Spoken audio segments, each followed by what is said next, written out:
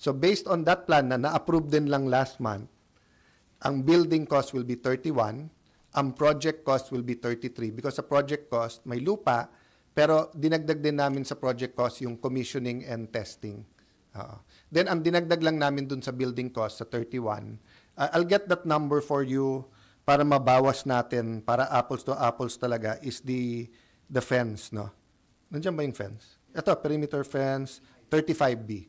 So kung ano yung total ko, 35M, sorry. 35M. May mistake. Tinitingnan ko lang kung nakikinig kayo. May mistake. 35M. Anong klaseng fences? This is just an estimate given yung ano lang, rule of thumb yung gaano kalaki and ano. But I haven't seen the design pa.